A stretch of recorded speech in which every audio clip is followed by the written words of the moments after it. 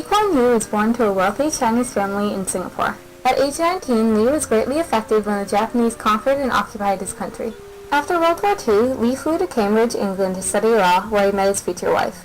There, as usual, Lee excelled academically, graduating with first-class honors in his two crucial comprehensive exams.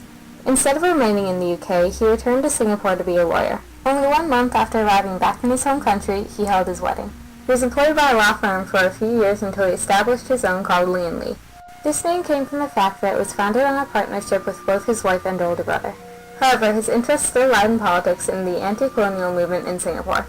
He became known when he successfully guided the Postal Workers Union in obtaining their demands. During this time, Singapore was a British colony where the government comprised of wealthy businessmen chosen by Britain. Lee heard news of an approaching constitutional reform and made alliances to challenge the appointed Legislative Council. Soon after, he split off from them and formed the People's Action Party, or PAP.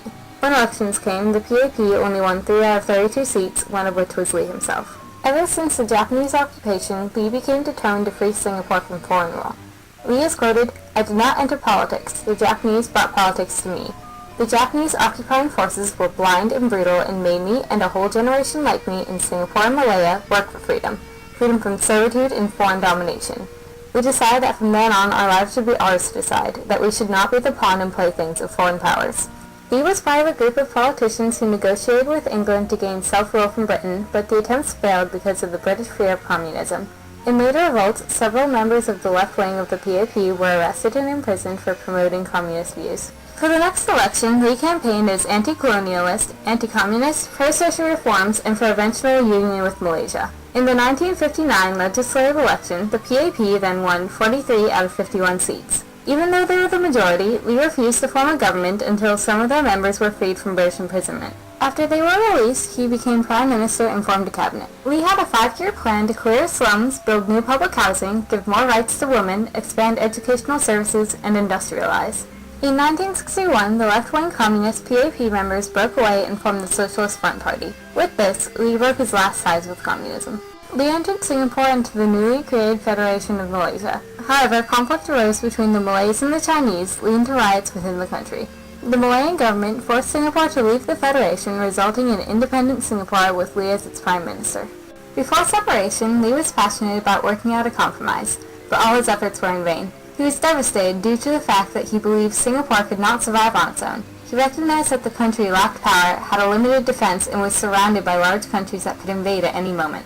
At the same time, he knew the country was small with no natural resources to rely upon. He understood that the only way for the country to survive was to have a strong economy.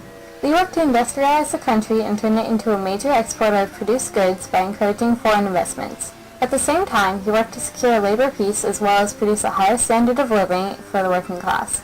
To do so, he secured agreements between labor unions and business managements, which led to better health and welfare services. As a nation, he emphasized the need for cooperation and discipline. Starting in the year 1968, the main opposing party to Lee boycotted Parliament, leading the PAP to win every seat in the following elections. Even after the boycott ended in 1980, the PAP held all but 2 seats in the government. During that time, Singapore's per capita income tripled and the country became a major financial center in Southeast Asia. Once he was confident in the abilities of the successor he chose, Lee resigned from being Prime Minister in 1990. However, he still remained in charge of the PAP for an additional 2 years. After that time, the new Prime Minister made Lee the cabinet position of Senior Minister, where Lee continued to hold considerable political influence. Once his son became Prime Minister in 2004, Lee became the cabinet's minister mentor. Lee Kuan Yew resigned from the cabinet in 2011, but remained a member of Parliament until his death on March 23, 2015. Earlier that year, Lee had been hospitalized with pneumonia. Despite some health issues, his determination is exemplified by the quote, "Even from my sickbed, even if you are going to lower me into the grave and I feel something is wrong, I will get up," which he followed until the end.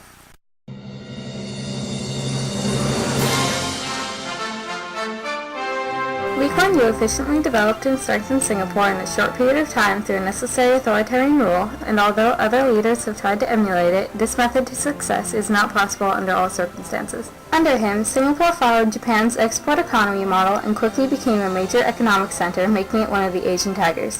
In just 50 years, Singapore's GDP per person increased 125 times, from 400 to 50,000. Lee Kuan Yew knew that to be successfully involved in the world economy, the people of Singapore would need to speak English. He relentlessly worked towards a bilingual policy where English would be the main language of their education. He knew the only way Singapore could survive was through trade and recognized that English was the dominant language in the global economy, international diplomacy, and in science and technology. Therefore, being strong in English would allow them to create better relations with other countries. Lee Kuan Yew knew he had to set foundations for the economy to work, and none of these steps could be skipped if the economy was to properly develop and remain strong throughout the years. A major step was to unite the diverse country, and Lee's bilingual policy also accomplished this. Because everyone spoke English, they could be successful in any workplace. Therefore, they would have equal opportunities to work up the social ladder, including go to higher universities. He had a vision that education as a whole would be their most important asset, seeing as they had no natural resources and needed to be innovative. He made education universal by investing in training teachers well and learning the same material throughout the country. Even many Western countries acknowledge the supremacy of Singaporean textbooks for reporting improvements in their students' performances after switching to them. Although Singapore is small, it has developed 2 world-class universities with world-renowned teaching standards, specifically in mathematics, science, and reading. At the country's top university, water research was a large priority for Lee because water is something everyone needs, but is an area he thought they could work to become independent in.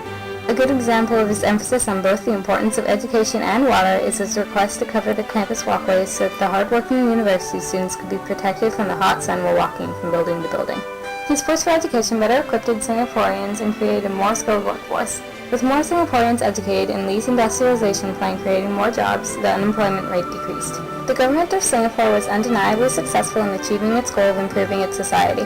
The government's discipline was instrumental in the progress of the country.